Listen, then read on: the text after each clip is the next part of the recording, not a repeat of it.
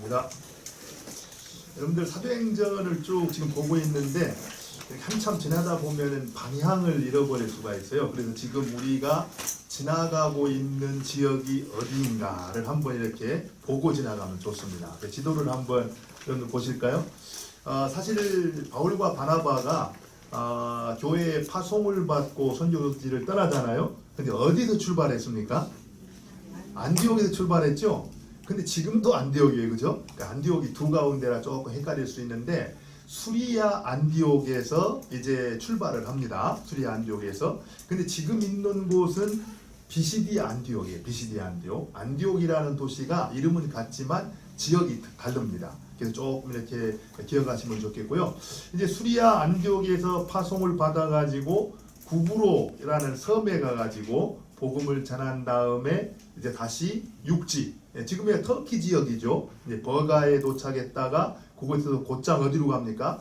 사실은 그림으로는 잘 안 나왔는데 비시디아 안디옥을 가려면은 높은 타루스 산맥을 넘었어야 됐어요. 굉장히 힘든 여정을 거친 겁니다. 그 산맥을 넘어서 가지고 비시디아 안디옥에 도착해 가지고 지난 시간에 어떻게 했습니까? 설교를 했죠, 그죠? 사실은 굉장히 감동적인 장면이에요. 이 먼 길을 떠나서 갔고 또 비시디아 안디옥은 한참 뜨는 도시였습니다. 로마의 제국 안에 있는 여러 도시들 가운데 다양한 민족들이 모여서 이렇게 살았던 국제 도시였는데 경제적으로도 또 정치적으로도 굉장히 중요한 그런 도시였어요. 바로 그 도시에 가서 이제 안식일 날 회당을 찾아갔잖아요. 회당을 찾아갔더니 회당장이 어떻게 했습니까? 할 말 있으면은 해달라 요청을 해가지고 바울이 이제 1장 연설을 한 거예요. 지난주 우리가 13장 내용을 얘기할 때도 이제 바울이 했던 설교 뭐 여러 편이 있었을 수 있어요. 그러나 기록된 설교로는 첫 번째 설교였다 이렇게 우리가 말을 했습니다. 근데 이제 그 소식을 이 설교를 듣고 난 다음에 오늘 말씀은 그 설교를 듣고 난 다음에 그 앉았던 사람들이 보였던 반응이다. 이렇게 이제 시작을 할 수가 있을 것 같습니다. 근데 여러분들이 지도를 보면은 처음에 어디서부터 출발하냐면은 예루살렘에서부터 복음이 퍼져나가잖아요. 그죠? 성령 충만을 받았던 제자들이 예루살렘에서부터 그 다음에 유대와 사마리아를 거쳐가지고 이제 안디옥까지 갔어요. 그죠? 그 다음에 그 안디옥에서 이제 선교사를 파송해가지고 본격적으로 이방을 향해 가는데 구브로 섬을 거쳐가지고 타루스 산맥을 거쳐서 지금 어디까지 갔냐면은 비시디아 안디옥까지 가거든요. 그 다음에 이제 오늘 보면은 오늘 거기서 쫓겨나가지고 그 다음에 이고니온으로 가게 됩니다. 그리고 나서 나중에 2차 전도여행 하는 걸 보면은 이제 강을 건너서 유럽으로 가요. 그러면서 이 복음이 중단 없이 계속해서 힘있게 확산돼 가는 걸 볼 수 있거든요. 이거를 한번 잘 생각을 해보세요. 하나님 나라의 복음은 물리적으로 이렇게 중단 없이 선포되어 가면서 물리적인 것뿐만 아니라 우리의 심령 가운데에서도 곳곳으로 하나님 나라의 복음이 이제 퍼져가고 이제 어떻게 돼요? 증거되어져 가기 시작한다라는 겁니다. 그러노라고 보면은 오늘 우리 찬양을 통해서 보았듯이 어느 때가 와요? 주님이 오실 때가 온다라는 겁니다. 우리가 지금 가고 있는 이 길은 그냥 끝이 없는 그 길을 가는 것이 아니라는 거예요. 분명히 뭐가 있어요? 종착지가 있습니다. 종착지. 근데 그곳에는 누가 계세요? 우리 주님이 계세요. 우리 주님이 그곳에 서 계시면서 우리를 기다리고 계시고 우리가 도착했을 때 잘하였다. 착하고 충성된 종이라 그러면서 우리를 맞이해 주신다라는 겁니다. 그런 의미에서 여러분들 이 하나님 나라는 마치 작은 겨자씨가 자라서 숲을 이루듯이 또 이 밀반죽 덩이에 누룩이 들어가 가지고 밤새 어떻게 합니까? 그 반죽을 부풀게 하듯이 하나님 나라는 지금 점점 건강하게 자라가고 있고 이제 얼마 후면은 완성의 때가 이를 것이라는 겁니다. 그때를 생각하면서 지금 내가 걷고 있는 이 길, 때로는 힘들고 지치지만 힘을 내 가지고 끝까지 그 길을 걸어갈 수 있기를 바랍니다. 예. 이제 그 길을 걸어가려면은 말씀이 필요잖아요, 그죠? 그래서 이제 우리가 말씀을 보는 거예요. 오늘 이제 말씀을 보면은 지난 시간에 이제 이제 회당장으로부터 말씀 부탁을 받고 바울이 설교를 했어요. 설교를 했는데 그 말씀을 들은 다음에 보였던 반응이라고 했는데 그 말씀이 어떤 내용입니까? 간단하게 한번 정리를 해볼까요? 이제 유일하신 하나님을 선포를 했어요. 그리고 그 하나님께서 이스라엘 백성을 어떻게 했다고요? 선택하셨고 그 다음에 애굽 땅에서 구출해내셨고 광야 생활 가운데 선하게 인도하셨으며 약속의 땅 어디를 주셨다고요? 가나안 땅을 주셨다 이렇게 말했습니다. 그리고 그곳에서 왕을 요구할 때 사울을 주었다가 그 다음에 사울을 패하고 누구를 줘요? 다윗을 허락해 주셨다. 그리고 바로 다윗을 통해서 이제 약속했던 메시아 구원자를 보내주실 것인데 그가 바로 누구다? 예수님이다. 이 얘기를 얘기했습니다. 그런데 그 예수님을 이스라엘 백성들이 영접지를 못하고 죄 없으신 그런 분을 어떻게 했다라는 거예요? 십자가에 달아서 죽였다 이렇게 말하고 있습니다. 그랬던 예수를 하나님께서 다시 어떻게 했다고요? 살려내심으로써 그분이 약속했던 메시아였다라는 것을 증명을 했다라는 겁니다. 증명을. 그러고 나서 결론적으로 38절 39절에 뭐라고 했습니까? 그 예수를 믿는 자는 죄사함을 받을 것이고 의롭다함을 받을 것이다. 이 선포를 했어요. 그 선포가 있은 다음에 이제 오늘 유대인들과 이방인들이 각기 다른 반응을 보여주고 있는 겁니다. 그래서 왜 그들은 그런 반응을 보였을까? 또 우리는 그런 상황이라면 어떻게 반응했을까? 이런 것들을 생각하면서 오늘 말씀을 한번 들었으면 좋겠습니다. 근데 여러분들 오늘 말씀을 쭉 봐서 알겠지만 유대인들은 어떻게 반응했습니까? 유대인들은 스스로 영생받지 못할 자로 자처했다고 그랬잖아요. 그죠? 그래서 말씀을 버렸다고 그랬어요. 거기에 대해서 이 이방인들은 어떻게 했습니까? 그 말씀을 들을 때 기뻐하면서 하나님을 찬송하고 믿기로 작정된 자는 다 믿었다. 구원을 받게 되었다. 이렇게 이제 얘기를 하고 있죠. 예. 한번 우리가 그러면 이렇게 크게 질문을 해볼 수 있어요. 무엇이 유대인과 그 이방인들을 각기 다른 그런 반응을 보이도록 만들었을까? 이렇게 한번 질문을 해볼 수 있을 것 같습니다. 무엇이 그 둘 차이를 갖게 했을까요? 먼저 우리 42절 43절을 볼까요? 42절 43절 한번 보겠습니다. 우리 42절 같이 한번 읽겠습니다. 시작. 그들이 나갈 때 사람들이 청하되 다음 안식에도 이 말씀을 하라 하더라. 이 말씀을 보면은 사도 바울이 이 복음 증거의 설교를 딱 마쳤습니다. 그랬더니 사람들이 보인 반응이 아이고 지겨워. 그냥 다시는 부르지 말아야 되겠다. 이랬던 게 아니라 뭐라고 했다고요? 다음 안식에도 와서 똑같은 말씀을 해주십시오. 이렇게 얘기를 했다라는 거예요.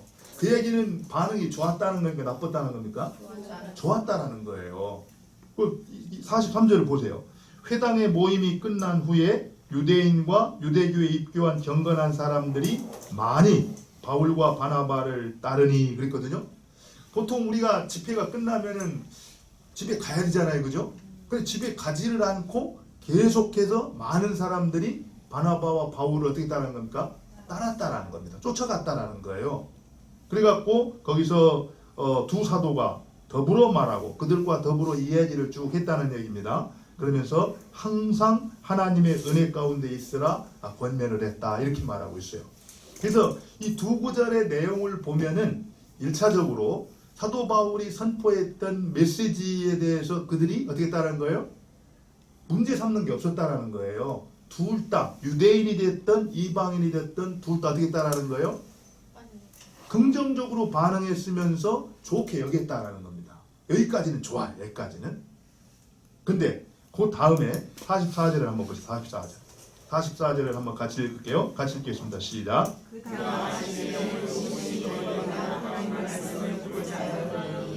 예. 그 다음 안식일에는 그러니까 이제 안식일 날 가서 말씀을 전했는데 다음 안식일에도 와서 전해달라고 요청을 해갖고 일주일이 지난 다음에 다음 안식일 날 갔어요. 그죠? 갔는데 그때 어디 했냐면은 온 시민이 다 어떻게 했습니까? 하나님의 말씀을 듣고자 하여서 모였다 이렇게 말하고 있습니다. 이게 정말인지 가짜인지는 모르겠어요. 누가가 어쨌든 이 의미를 강조했던 것 같아요. 그 안디옥 전체 시민이 그 회당으로 다 모일 수가 있을지는 몰라요, 그죠? 그렇지만 누가가 기록하기를 다 많이 이렇게 모였다 이렇게 말을 하고 있습니다. 그 얘기는 이 사도 바울이 전했던 그 메시지가 그 도시에 어떻게 있다는 거예요? 큰 충격을 줬다라는 겁니다. 영향을 줬다라는 거예요. 그래서 그 도시에 살고 있었던 이 영생에 대해서 관심 있는 사람들은 그 말씀을 들으려고 다 몰려왔다 이렇게 말을 하고 있어요. 여기까지도 좋아요. 여기까지도. 그런데 그 다음에 유대인의 반응이 참 우리가 주목해야 됩니다. 우리 45절 같이 한번 보겠습니다. 45절 같이 한번 보겠습니다. 시작. 유대인들이 그 무리를 보고 시기하여 바울이 말하는 것을 반박하고 비방하는. 예, 여기 보면은 유대인들이 그 무리를 보고 시기가 가득하여 바울이 말한 것을 이때부터 어떻게 했어요? 반박하고 비방했다 이렇게 말합니다. 그리고 48절에 46절에 보면은 사도 바울은 뭐라고 말하냐면은 그것을 버리고 영생을 얻기에 합당하지 않은 자로 그들이 자처했다 이렇게 말하고 있고요. 그 다음에 50절에 보면은 유대인들이 경건한 귀부인들과 그 신의 유력자들을 선동하여서 바울과 바나바를 박해하려 하여 그 지역에서 쫓아냈다 이렇게 말을 하고 있습니다. 그 전까지 다 좋게 받아들였었는데 어느 순간이 딱 됐더니 돌변해가지고 바울을 반박하고 비방했을 뿐만 아니라 스스로는 그 말씀에 대해서 완전히 영생받지 못한 자로 합당한 자로 자처하면서 결국에 바울 일행을 갖다가 그 성에서 선동해갖고 내쫓아 버렸다라는 거예요. 뭐가 그들로 하여금 그렇게 만들었나요? 뭐 때문에 그런 거죠? 45절에 보니까 뭐 때문에 그런 것 같습니까?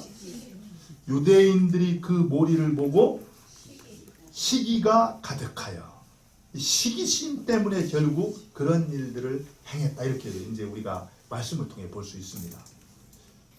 하여간 시기심이 문제입니다. 여러분들 시기심 있어요 없어요? 그거 큰 문제입니다. 큰 문제. 그런데 시기심이 어떤 때는 이유 없이 시기심을 가질 때도 있지만 분명히 이들은 그 시기심을 갖게 된 근거가 있었어요. 여기 보면은요. 그 전까지는 같이 있었습니다. 그랬는데 어느 날 많은 사람들이 바울 앞에 딱 나오는 것들을 보면서 유대인들 마음 가운데 시기가 충만해졌다 이렇게 얘기를 하고 있거든요. 그렇다면은 무언가 그 시기심이 발동하도록 만드는 것들이 있었다라는 거예요. 우리가 잘 알다시피 유대인들은 이방인들 보기를 어떤 사람으로 봤습니까? 개돼지처럼 생각을 했고 자기들 전통에 그렇게 얘기하고 있어요. 이방인들은 마지막 심판이 왔을 때 그 심판의 불못, 그 불의 불쏘시개로 이방인들이 쓰임받을 것이다 이렇게 생각을 했습니다. 그랬는데 지금 바울이 복음을 전했을 때 어떤 반응을 보였습니까? 이방인들이 기뻐하면서 그것을 받아들인 거예요. 그리고 거기 들었던 회당에 있었던 사람만 그런 것이 아니라 그 다음 주에는 사방에서 온 시에 있던 사람들이 다 몰려와서 이제 구원받기를 원했다라는 겁니다. 그러니까 그 유대인들 마음속에서 시기가 막 이렇게 가득했다 이런 얘기를 하고 있거든요. 이걸 잘 생각해 보세요. 그걸 보면은 유대인들한테는 분명히 편견이 있었던 겁니다. 특별히 그릇된 선민의식이 있었어요. 왜 그랬습니까? 유대인들은 뭐 누구도 부인할 수 없이 항상 그들의 머리끝부터 발끝까지 흐르고 있었던 사상이 선민 사상이었습니다. 우리는 하나님께 선택받은 백성이다. 선택받은 백성이다. 그리고 누구도 받지 못했던 율법을 수여받은 백성이다. 그래서 하나님께서 누군가를 구원하신다라고 하면은 반드시 유대인일 것이다. 이런 생각을 하고 있었습니다. 그랬는데 여태까지 우리가 알아왔던 지식으로는 구원을 받을 수가 없다 그러고 전혀 구원받을 만한 자격도 없다고 생각했던 그리고 그렇게 살지도 않았던 그 이방인들이 어느 날 믿고 구원받게 됐다라는 소식을 들었을 때 그들 마음 가운데 어떻게 했습니까? 좀 용납하기가 쉽지 않았겠죠. 그러면서 그들에 대해서 이제 시기하고 그 화살이 누구한테로 갔냐면은 그 메시지를 증거했던 바울에게로 향했다라는 거예요. 사실 우리가 살면서 이 시기심이라는 거 굉장히 위험한 겁니다. 특별히 신앙생활하는 사람들에게 있어서 이 시기심은요, 공동체를 아주 무너뜨릴 수 있는 아주 심각한 거예요. 우리 인생에도 마찬가지고요. 여러분들 가을이 됐는데 영화 많이 보세요? 영화 보십니까? 가을이 된 게 아니라 지금이 겨울이 됐네요. 겨울이. 네. 겨울이 되면은 또 이렇게 한 편의 영화를 보면서 또 겨울을 준비하는 것도 필요할 것 같은데, 제가 겨울을 맞이해서 여러분들이 묵상할 수 있는 영화 한 편을 소개를 드리고 싶어요. 아마데우스라는 영화 보셨습니까? 네. 볼프강 아마데우스 모차르트하고 궁정 음악가였던 안토니오 살리에르, 그 두 사람을 이제 소재로 해서 만든 영화인데, 제가 본 영화 가운데 가장 잘 만들어진 영화였다, 저는 이렇게 생각합니다. 그 구성도 좋고 또 스토리도 좋고 감동도 있잖아요, 그죠? 네. 여러분들 그 영화를 보면서 누가 주인공인 것 같아요? 누가 주인공 같아요? 이름은 아마데우스, 그러니까 볼프강 아마데우스 모차르트가 주인공이에요, 그죠? 근데 사실은 그 영화, 작가가 그 영화를 만들면서 초점은 누구에게 두고 있냐면은 살리에르입니다. 살리에르라는 사람이 어떻게 시기심 때문에 망가져 가는가를 영화를 통해서 정확하게 보여주고 있어요. 여러분들 그 영화를 보면은 사실은 이 모차르트가 등장하기 이전까지 살리에르는 어떤 사람이었습니까? 정말 인정받고 잘 나가는 사람이었어요. 그 당시에 궁정음악가가 된다라는 것은 최고의 자리에 올라가는 거였습니다. 그리고 그 자리에 올라가기까지 엄청 노력을 하고 성실하게 살았잖아요, 그죠? 또 결국에는 그 자리까지 올라간 거예요. 그런데 누가 나타납니까? 망나니 같은 이 모차르트가 나타났는데, 그 모차르트는 하나밖에 없는 천재 음악가였어요. 그 누구하고 비교할 수도 없는. 그런데 이제 그를 만나게 되면서부터, 아니 나는 이렇게 경건하고 하나님을 사랑하면서 성실하게 살아가는 사람인데 저렇게 망나니 같은 못된 모차르트한테 어떻게 그런 천재적인 음악 그 재능을 주었을까? 그러면서 그때부터 살리에르가 누구하고 비교합니까? 모차르트하고 자기를 비교하면서 이제 시기심에 빠지게 되는 거예요. 그러면서 처음에는 시기심을 갖다가 그 다음에는 그 화살을 누구한테 돌려요? 하나님께 돌립니다. 그러면서 하나님을 원망하기 시작을 해요. 그러면서 이제 하나씩 이제 자기 주위에서 일어나는 일들과 관계 속에서 이제 어떻게 됩니까? 철저하게 이제 타락해 가죠. 사실은 그 영화에서 보면은 이 모차르트의 천재 음악성을 알아볼 수 있는 유일한 사람이 누구였습니까? 살리에르였어요. 살리에르. 그만큼 살리에르는 뛰어난 사람이었고 위대한 사람이었습니다. 그런데 모차르트하고 자기를 비교하는 순간 그보다 못하다라는 그 시기심 때문에 결국 그 인생이 망가지게 됩니다. 여러분들 마지막에 이제 자살하는 장면까지 이렇게 쭉 보면은 실제로 마귀와 같이 이렇게 막 이 형체가 변화되는 걸 보게 되잖아요, 그죠? 그런 것들을 보면서 우리가 이 시기심이라는 거, 이거는 굉장히 위험한 것이고 우리의 생활 가운데에서 그 문제를 우리가 정확하게 다루는 것, 처리하는 것이 참 중요하다, 이런 생각을 합니다. 오늘 본문에 보면은 바로 유대인들도 뭐 때문에 이제 결국에는 하나님의 축복을 떠나가게 됩니까? 그 시기심 때문에 결국에 하나님의 일꾼들을 쫓아내면서 비방하면서 하나님의 은혜로부터 떨어져 나가는 걸 볼 수 있어요. 그럼 우리가 이런 문제들을 만났을 때 어떻게 그 문제를 해결해 갈 것인가? 제가 얼마 전에 사실 요즘에 우리 사회가 굉장히 이렇게 서로를 비방하고 또 이렇게 포용하지 못하고 이렇게 배제하는 그런 일로 참 힘든 그런 시간들을 거치고 있잖아요. 여러분 안 그렇습니까? 그리스도인인데 우리는 다 누군가를 좀 이렇게 품고 사랑하며 살아야 될 것 같은데 살아가는 모습을 보면은 선을 딱딱 그으면서 이렇게 배제시키잖아요. 차별하잖아요. 이런 상황 가운데서 어떻게 우리가 하나님의 백성으로서 합당한 그런 삶을 살아가야 될 것인가, 이런 부분들을 고민하는 가운데 그 미로슬라브 볼프라는 분이 쓴 포용과 배제라는 책이 있습니다. 그 책을 이렇게 보면서 그분이 그런 고문을 해요. 우리가 이 세상을 살아가면서 하나님의 백성으로서 하나님 백성답게 살기 위해서, 다시 말하면 배제와 차별이 없는 인생을 살기 위해서 우리에게 꼭 필요한 것이 한 가지가 있다. 뭐라고 말씀하는지 아세요? 정체성과 타자성을 정확하게 구분하는 것이다, 이렇게 얘기를 합니다. 무슨 얘기냐면은 이 세상을 살아가면서 우리가 많은 사람들을 만나잖아요. 또 많은 사람들과 함께 살아가고 있습니다.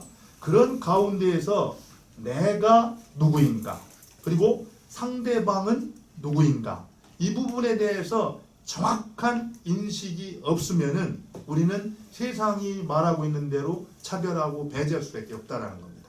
그러나 거기에 대해서 우리가 정확하게 내가 누구인지 또 상대가 누구인지를 바로 알게 되면은 포용하고 살아갈 수 있는 그 길을 찾아갈 수가 있다는 거예요. 여러분 잘 보세요. 오늘 여기 나오는 유대인들과 이방인의 관계를 보면은 유대인들이 누굽니까?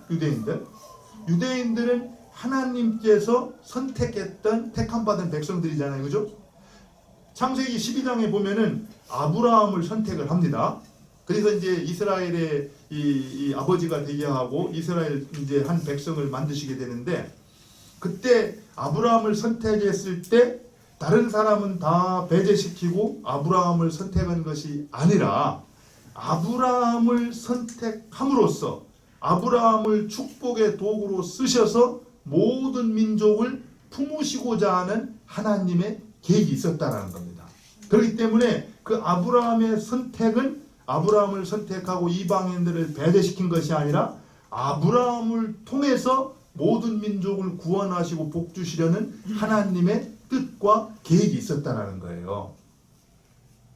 그러면은 이 유대인들이 이 사실을 정확히 알았다고 한다면은 우리가 먼저 율법을 받았고 하나님의 은혜를 깨달은 다음에 우리를 통해서 이방인들에게 복을 주시고자 하는 하나님의 뜻과 계획이 있다라고 한다면은 내가 누구고 이방인들이 누군가를 정확히 알았다라고 한다면은 오늘과 같은 이런 짓은 안 했을 거라는 거예요. 그랬는데 그 유대인들의 의식 속에는 어떻게 했습니까? 우리만 선택을 받았고 구원은 우리들만의 것이고 이방인들은 심판 때 불쏘시개로 태움을 받는 그 역할을 할 사람들이다. 잘못된 선민의식, 잘못된 그 편견, 그것에 사로잡혀 있었기 때문에 결국 이런 실수를 범하게 됐다는 겁니다. 우리가 살면서 바로 알아야 될 이유가 여기에 있는 겁니다. 특별히 여러분들 성경을 믿고 내가 그리스도인다라고 살아가면서도 우리의 의식 가운데에는 성경의 관점으로 이렇게 세워진 게 아니라 이전까지 내가 경험해왔던 세상이 말해주고 가르쳐왔던 잘못된 편견과 선입견과 고정관념으로 짜여져 있는 것들이 많이 있다는 거예요. 그런 것들, 하나님을 향해 높아진 이론, 사상, 잘못된 이 편견들이 깨지지 않고서는 우리가 하나님 말씀, 진리에 대해서 올바로 반응하는 것은 쉬워요? 어렵다는 겁니다. 그런 의미에서 우리가 한 번쯤 정직하게 내가 지금 생각하고 있는 것, 내가 갖고 있는 관점, 또 내가 가지고 있는 이런 생각들이 성경적인가, 그렇지 않은가를 정직하게 돌아보는 일이 필요하다는 겁니다. 특별히 내가 누구이고 타자가 누구인가. 여러분들 우리가 지금 이렇게 같이 앉아 있잖아요, 그죠? 같이 앉아 있는데 내가 누구이고 우리 전도사님이 누구인가, 내가 누구이고 우리 행자매가 누군가, 이런 부분들을 정확하게 알아야 된다는 겁니다. 우리가 얼뜻 너희는 몸의 지체다, 딱 성경이 말하고 있잖아요, 그죠? 우리는 한 몸을 이루고 있는 형제 자매라는 겁니다. 다른 말로 말하면 우리는 한 몸이라는 거예요. 한 가족이라는 겁니다. 이렇게 이해를 하면은 서로에 대해서 시기를 하는 것이 어떻게 보면 가능합니까? 그거는 있으면 안 되죠. 그런데 남남이라고 생각할 때부터 누군가가 높임을 받을 때 시기심이 발동을 하는 겁니다. 그래서 우리가 정말 살아가면서 특별히 또 믿지 않는 사람들도 마찬가지예요. 오늘 말씀에 의해서 보면은요, 우리가 믿지 않는 사람들을 대할 때 원수가 아니죠. 그죠? 원수가 아닙니다. 먼저 하나님께서 나를 구원해 주셨고 또 나를 통해서 그들도 복음을 들어야 되고 그들도 하나님의 은혜 가운데로 나오도록 내가 안내하고 인도해야 될 그런 대상들이라는 거예요. 그러면 어떻게든지 우리가 사랑하고 섬기면서 몰라서 하나님을 대적하는 그들을 하나님께로 인도하는 그런 삶을 우리가 살아야 된다는 겁니다. 그럼 여러분들이 살아가면서요, 내가 누구인가, 그리고 상대가 누구인가, 이 정체성과 타자성에 대해서 늘 한번 고민할 수 있기를 바랍니다. 여의도에 있는 사람들 막 욕만 하지 말고 이렇게 한번 생각을 잘 해보세요. 그러면은 아마 그 가운데에서 내가 어떤 길을 가는 것이 옳은가, 그것을 답을 얻을 수가 있다는 거예요. 어쨌든 이제 유대인들은 그 부분에서 실패를 했기 때문에 결국 은혜에서 떨어져 나가고 도리어 하나님의 일꾼들을 쫓아내고 비방하는 그런 죄를 범하게 될 수밖에 없었다는 거죠. 그러나 그와는 달리 이방인들은 어떻게 반응했는가? 우리 한번 48절을 같이 한번 읽겠습니다. 시작. 48절.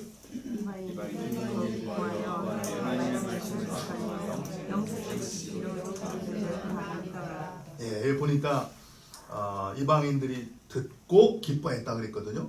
하나님의 말씀을 듣고 기뻐했다. 그리고 말씀을 찬송했다. 정말 복음이 선포됐을 때 복음을 복음으로 받아들였다는 겁니다. 복음을 복음으로 들었다라는 거예요.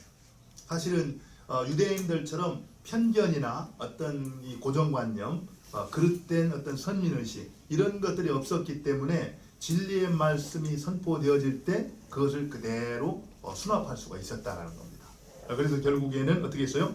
영생을 주시기로 작정된 자는 다 믿더라 이렇게 말하고 있습니다. 선포된 복음을 받아들이고 이제 구원 얻는 은혜, 축복에 이르게 됐다는 거죠. 여기서 여러분들이 좀 주목해야 될게요. 영생을 주시기로 어떤 사람이요? 작정된 자 이렇게 말을 하거든요.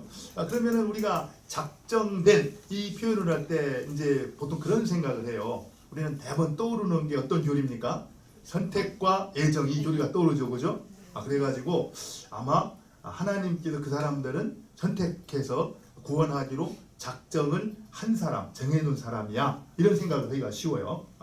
그래서 작정된 사람은 어떻게 해도 구원받고 작정되지 않은 사람은 아무리 해도 구원 못 받고 우리는 이제 이런 생각을 하기가 쉽거든요.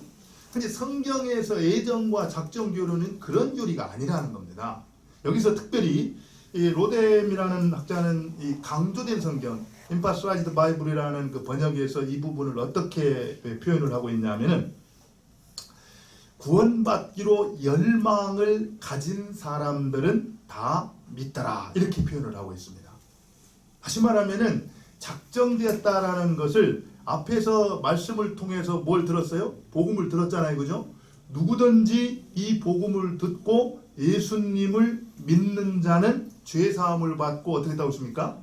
의롭다함을 얻게 된다라고 약속을 했잖아요, 그죠?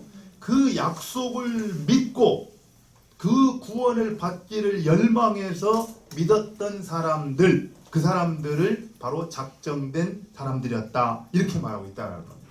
이 얘기는 복음에 대해서 선포된 복음에 대해서 우리가 어떤 자세로 어떻게 받아들이는가가 중요한 것이지 고정되어 있는 것들이 아니라는 거예요. 여러분들 잘 알아야 됩니다. 우리가 신앙생활을 모르겠습니다. 어렸을 때부터 이제 보통 우리가 보수적이다 이런 표현을 쓰는데 어떤 보수적이라는 이름으로 하나님의 주권, 하나님의 주권을 강조하면서 인간의 역할은 아무것도 없는 것처럼 또 인간의 노력이라는 것은 아무런 어떤 의미와 가치가 없는 것처럼 이해를 했기 때문에 그런 부분을 대할 때 우리는 아무리 해도 아무것도 안 되고 하나님이 정했으면 끝이야 막 이렇게 생각할 수 있는데 그렇지가 않다라는 거예요. 여러분들, 하나님이 세상을 통치하시고 다스리시고 우리 인생을 이끌어가는 것이 어때요? 사실입니다. 하나님의 주권을 우리는 인정을 해야 돼요. 그러나 알아야 될 것은 인간의 책임이 있다는 겁니다. 하나님의 주권 앞에서 우리가 드려야 될 인간의 책임, 그 부분이 마땅히 드려지지 않고서는 하나님의 뜻이 이루어질 수가 없다는 거예요. 특별히 우리 구원에 있어서는 마찬가지입니다. 우리가 복음을 듣고 정말 그 약속의 말씀을 신뢰해서 그 믿기로 열망하는 그 사람들이 구원을 받게 되는 것이지, 뭐가 딱 정해져 갖고 아무것도 안 하는데 이게 아니라는 거예요. 이런 것들을 보면은요, 우리가 복음을 듣고 하나님을 이렇게 영접할 때 그때도 중요하지만 매일매일 살아가면서 또 이렇게 오늘 이 설교 강단에서 선포되는 메시지, 또 여러분들이 아침마다 묵상하는 말씀, 또 성경 공부를 하는 가운데 하나님이 들려주시는 그 말씀에 대해서 우리가 어떻게 반응하는가가 우리의 삶의 영역이 하나님의 통치를 받고 하나님의 뜻을 이루는가 그렇지 않는가에 있어서 굉장히 중요한 역할을 한다는 겁니다. 자동적으로 이루어지는 것이 아니라는 거예요. 하나님과 인격적인 교제 가운데 우리의 헌신과 우리의 마음을 들여서 순종할 때 우리 삶 가운데 하나님의 나라가 임하고 하나님의 뜻이 이루어진다는 것입니다. 근데 오늘 여기 보면은요, 이 이방인들이 이제 그 영접한 결과로 52절에 보면은 어떻게 표현을 하고 있습니까? 여러분들 52절 볼까요? 같이 한번 읽겠습니다. 시작. 네, 그렇게 반응을 했더니 결국 기쁨과 성령이 충만했다 이렇게 말하고 있어요. 여러분, 기쁨과 성령이 충만했으면 좋겠죠? 특별히 기쁨이 충만했으면 좋겠지 않겠어요? 그죠? 우리 그리스도인들의 삶 가운데 이 기쁨이라는 건 굉장히 중요합니다. 혹 이제 우리가 신앙을 이렇게 강조하면서 금욕을 강조하는 사람들은 막 그리스도인의 삶이 이렇게 막 고난받고 막 참고 견디고 막 이런 것들만 생각하기 쉬운데, 그런 것들이 있는 것은 사실이에요. 그죠? 그렇지만 그것보다도 그런 가운데에서도 하나님께서 우리 기대하시는 것은 기뻐하면서 살아가는 겁니다. 근데 이 기쁨이라는 게 뭐냐? 뭐 성령의 9가지 열매 가운데 사랑과 그다음에 뭐가 있습니까? 희락이 있다고 했잖아요. 그죠? 희락이라는 거죠. 이 기쁨이거든요. 근데 이 기쁨이라는 것이 어느 때 주어지는가? 어느 때 기쁨이 주어지는 것 같아요? 물론 성령 충만할 때. 근데 사실은요, 여기서 말하는 건 그런 겁니다. 이방인들이 이전에는 죄인이었잖아요. 그죠? 하나님을 몰랐어요. 근데 바울로부터 복음을 전해 듣고 어떻게 했습니까? 자기 자신들의 죄를 인정하고 예수님을 받아들인 겁니다. 예수님을 받아들였더니 자기들한테 있었던 죄가 사함을 받고 어떻게 했어요? 예수님의 참빛이 이제 어두웠던 자기 마음 가운데 가득 채워지게, 비추어지게 된 거예요. 여러분, 예수님의 참빛, 바로 생명의 빛이 우리의 심령 깊은 어두운 곳까지 비추어질 때 우리의 마음에 참된 기쁨이 주어질 수 있다는 겁니다. 한번 돌아보세요. 내 심령 가운데 아직도 하나님의 참빛이 비추어지지 않은 영역이 어디 있는가? 그 부분까지 성령의 빛으로, 예수님의 참빛으로 환하게 비추어질 때 우리의 심령의 어두움이 사라지고 기쁨이 넘쳐난다는 겁니다. 사실은 근심과 걱정과 우리가 우울증을 앓고 그 힘들고 있는 이런 모든 것들이 바로 그 생명의 빛이 비추어질 때 사라지고 떠나간다라는 겁니다. 그런 의미에서 주님이 나의 주인님이십니다. 그리고 그 생명의 빛으로 내 삶의 구석구석 염려하고 걱정하고 있는 그런 것들을 다 몰아내고 충만히 임하여 주십시오. 그러기 위해서는 어떻게 됩니까? 하나님의 말씀, 진리의 말씀을 우리가 편견을 갖고 거절하지 말고 말씀을 그대로 어떻게 돼요? 받아들여야 됩니다. 받아들여야 돼요. 근데 지금 유대인들은 편견 때문에 받아들이지 못하고 어떤 거예요? 거절해버린 거예요. 이방인들은 편견을 갖지 아니하고 겸손하게 받아들였기 때문에 그 심령이 그 가운데 임해서 그 마음 가운데 뭐가 충만했다고요? 기쁨이 충만하고 성령이 충만하게 됐다는 겁니다. 그래서 여러분들이 매주 듣는 말씀 또 매주 드리는 예배라고 똑같이 생각하지 마시고 그때 하나님이 주시는 그 말씀, 이 말씀을 하나님이 나한테 주시는 말씀, 내게 꼭 필요한 말씀이라고 주신 걸로 알고 그대로 받아들일 수 있기를 바랍니다. 특별히 그 말씀이 내 생각과 다를 때에도 내 생각으로 그 말씀을 필터링하고 거절하는 것이 아니라 하나님의 말씀이라면 내가 그대로 받아들이겠습니다. 그리고 그것이 내가 순종하기가 어렵다 할지라도 하나님의 말씀이라면 내가 순종하겠습니다. 이런 자세로 그 말씀을 받아들일 때 그 말씀이 내 심령 가운데 생명력 있는 말씀이 되어서 나를 바꿔놓을 수 있고 새롭게 하는 역사가 일어난다는 겁니다.